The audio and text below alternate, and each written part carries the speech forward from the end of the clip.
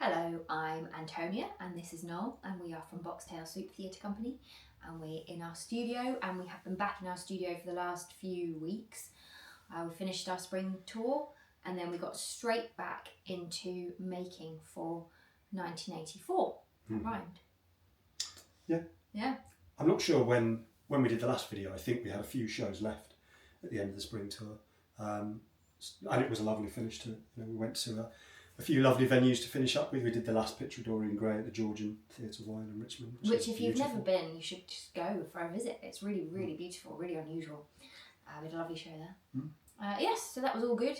And we have been cracking on because we've not got a huge amount of time really before we start rehearsals for 1984. And as always, there's lots to do.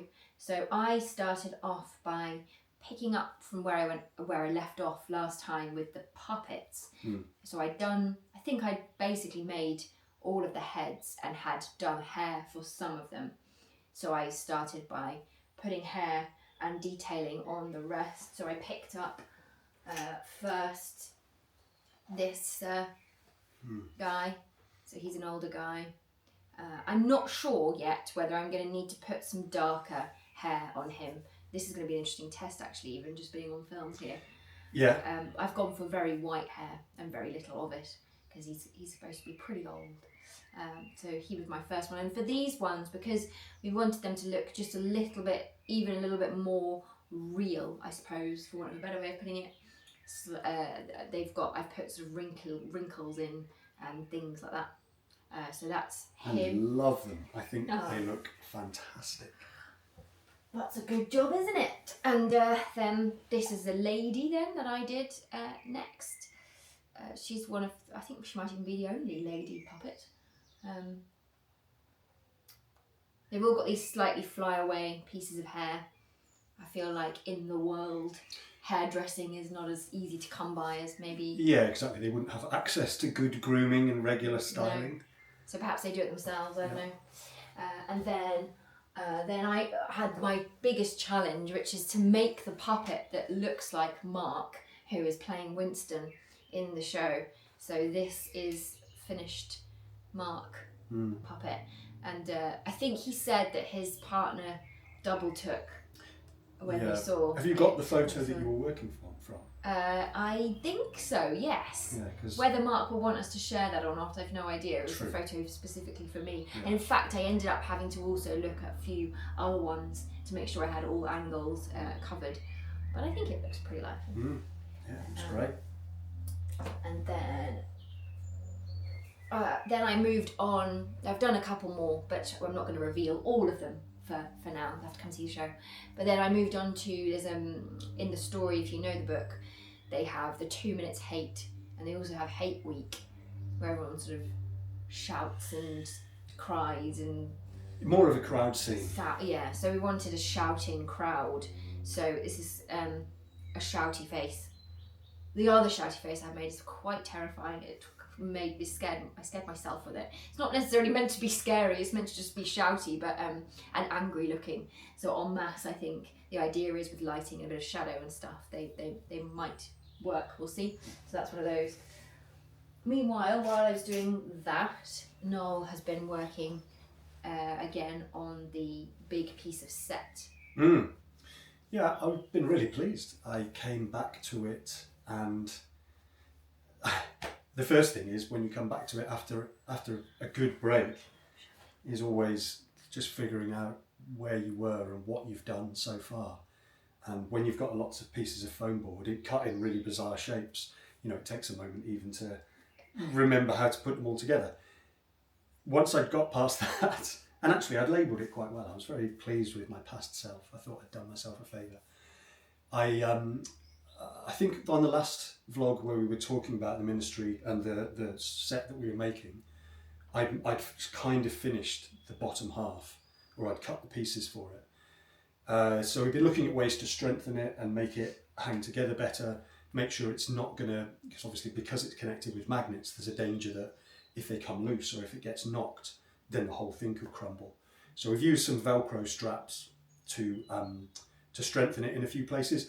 And then I made the top section as well, which will go on top of the big bottom portion that you've already seen. It's way too big to put up in here. I mean, one section on its own, in fact, just about fits. So I'm looking forward to when we can put them together. Yeah, we probably won't be able to put the two together until we get into rehearsals. Yeah, which is always nerve-wracking.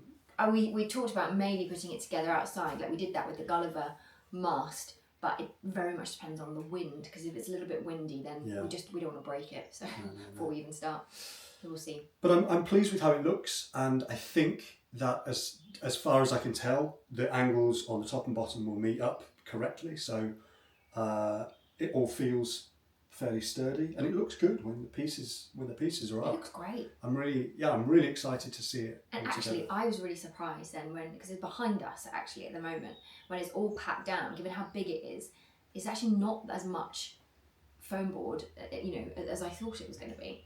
So I'm quite hopeful. I mean, we'll fingers crossed and touch all the wood and everything about packing it. For the sheer size of it on stage. You've done an amazing job. I don't quite know how you managed to figure out how, because it's very clever, because it's not just cut into pieces like a jigsaw puzzle. It's also cut into pieces in such a way that A, it looks tidy, and B, it works on, everything is hinged in a way that would work when it's put together. It doesn't all just go flip.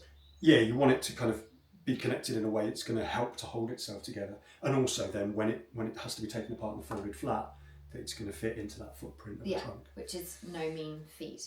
So that was great. And you'd only made one piece that was slightly too big, you realised, and you had to just... Yeah, and that was just because I'd cut it in the wrong place. I'd sort of... Well, I think that's miraculous. Well, so only one, so, and it was only a question of them making a different triad, like a small... Yeah, I was very glad that I'd made the mistake that I had, because that was a relatively easy fix, just cutting a bit more of it off. I think you've got video footage, haven't you, of... I do, yeah. I did a time lapse of putting the thing up, and I've got footage of the two sections standing next to each other, so you can get a sense of... We've been trying to imagine putting one on top of the other. It looks very white currently, because obviously it's made of white foam board. It won't be white. No. It will be different colours to that. Yeah. And then to go with, since I got to a point with that where I feel like I've done the basics of it, I can move on to making other pieces of set. You might remember the skeleton corners, as we call them, from before. They're pretty much up to the same point. They're done, they're covered. So I've moved on to making two of the other pieces of set that we're looking for. They're sort of like a cross between a lamppost and the corner of the strut that would hold up a wall. Yeah. If the wall wasn't straight. So again, we didn't want them to be right angles. So we didn't want them to be right angles to the floor. We wanted it all to have these odd slanted angles, so that it all looks slightly like there are no right angles, and it's all slightly off centre. Mm.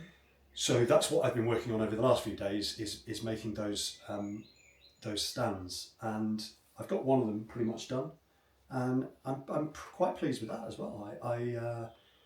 I tried to make it echo the same sort of shape as those skeleton corners, so I think they'll look nice together, and it's pretty quick to put together. It's very lightweight, and it packs down pretty nicely as well, so those are all positives. And then meanwhile, I've been moving on to costume. So I have two costumes here. So we've got this nice grey kind of stripe. Basically, they wear navy blue boiler suits. That's their uniform, and it's described in the book. So we're not going to go away from that. We will be wearing navy blue boiler suits, but I didn't want us to just wear navy blue boiler suits. So I've also got this sort of uniform that goes on top. This is for the character of O'Brien. It's difficult to show you really here, but they're sort of... I did myself a... Can you just hold the top shoulder there? Course, yeah. So I made it hard for myself because the whole thing is asymmetrical, basically. And the idea is that will fasten like that, and that V meets in the middle, which took me ages to get right, actually, on a human. And then this folds that way to reveal the colour when you are being your character, and then can be hidden like this when you're being we call them the kind of meta characters. So when we're moving things about, or we're puppeteering or something like that, so that it's not confusing who's puppeteering.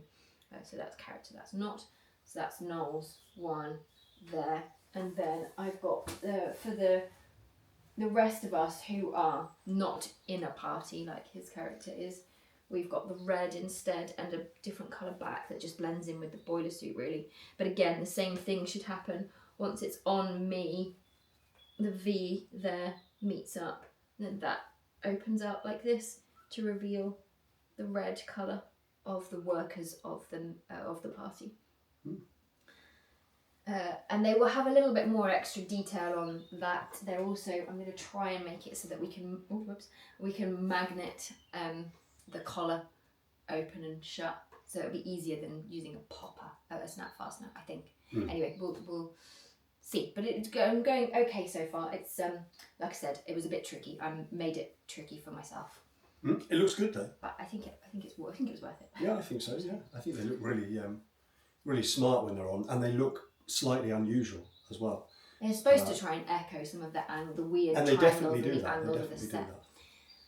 So we're doing all right. We just need to plough on, really. We've got 3 more weeks now until we start rehearsals, and the idea always is to get as much as we can possibly done. As much as we can made, Exactly. before we start rehearsals. Yeah.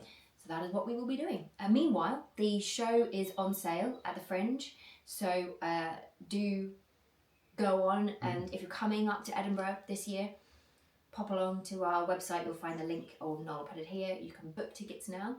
And equally, if you're not doing Edinburgh, but you are in this rough southern, western, whatever, wherever we are, area of the country, we're doing previews in Twickenham at the Exchange Theatre on the 12th and the 13th of June. They are also bookable. Now, they are going to be previews, so it won't be the fully finished show, but it will be. It'll be nice for us to have a chance to do that, because although we've done occasional private performances or something before, to have a chance just to do a couple of previews properly like that, it's again, it's a bit of a luxury, isn't it, to be able to do that and then still have a moment to consider if there's anything you want to change before we. At least it gives us the opportunity to make it a bit too long, and then we can cut it again for the Fringe, which is going to be a tricky one for this one, I think. So yes, better get back to work. Yeah. As always, if you are enjoying the vlogs, please do give us a thumbs up, subscribe to the channel, leave us a comment if you've got any questions. If you want day-to-day updates, you can follow us on Instagram. That's where we put daily stories when we remember. And otherwise, we'll see you next time.